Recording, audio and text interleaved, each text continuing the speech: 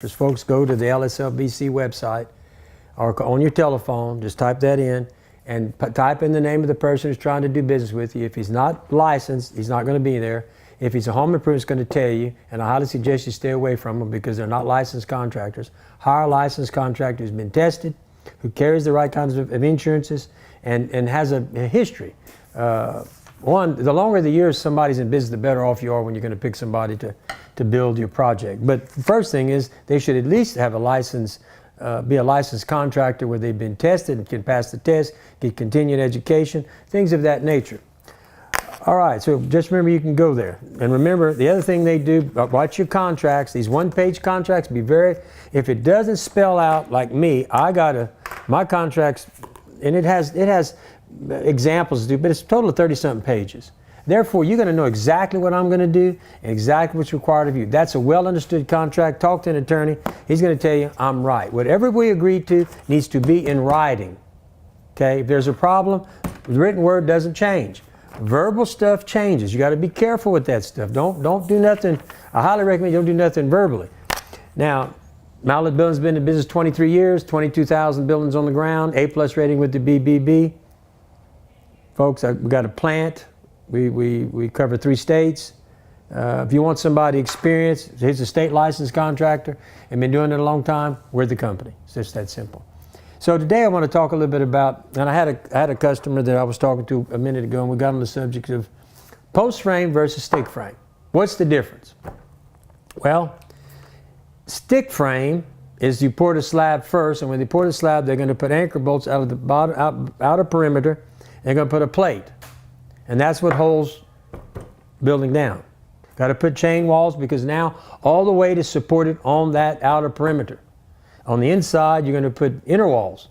You got to put some chain walls there because all the weight now is sitting on top of that slab. Okay, that's what happens in stick frame. The problem with stick frame, in my opinion, when Rita hit Cameron Parish, all the houses. What surprised everybody was all the slabs were clean as this, clean as this desk. And what nobody could figure out is where was the anchor bolts? Well, what happened after 30-something years, the anchor bolts had rusted.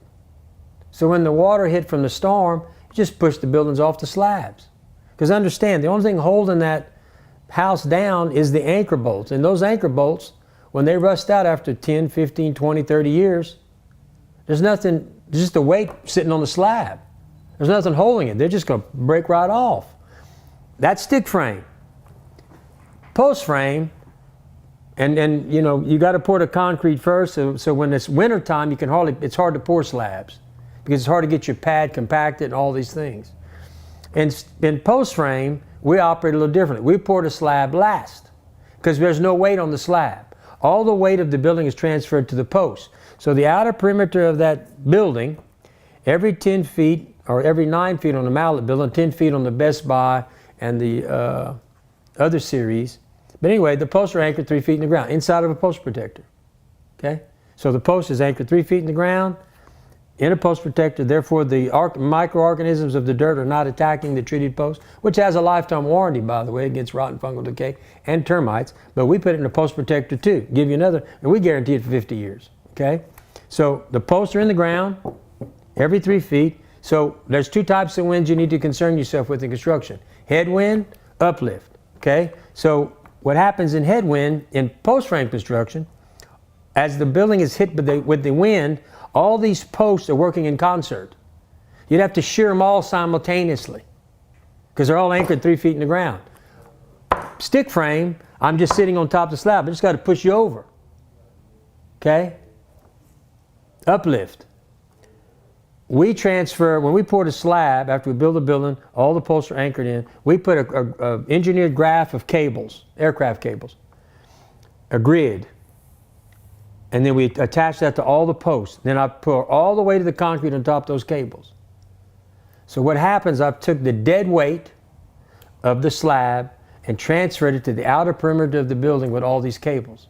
So if uplift would occur, it's got to lift that whole slab up. And if that happens, you don't want to be around. And it's highly unlikely. So that's some of the things you need that I want to explain to you. I've done this before, but I guess I need to refresh because I was having the conversations. When you do it wrong, no, I do it right. I pour the slab last because I don't want no weight. And then when I do it this way, I have no weight on the slab. It is floating. All the weight of the building is sitting on the post, transferred to the post. Whereas in stick frame, it's sitting on the slab, all the weight. Okay? So anyway, wanted to explain that to you. If you have any questions, always feel free to call me at 337-515-2154, or you can call the office at 337-214-0428. Always remember, we have a referral program. You know, if you buy a building with Mallett, and you refer someone, you get a $200 check. That's simple. In other words, if you sell 10 buildings, you're going to get $2,000. I'm going to help you pay for your building, because now you have a product to show at your house. And I want to help you pay for your building. That is always the objective here, is to try to get people who bought buildings to always talk good about us, but at the same time make some money. Help pay for your building. Hey, you know, you got the product.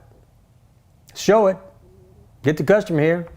You know, I send 50 sheets to every customer who buys a building, which are referral sheets. And if that customer comes with a referral sheet, or if my referral guy who handles all that calls you, he'll call the person for you, and we'll still send you the $200.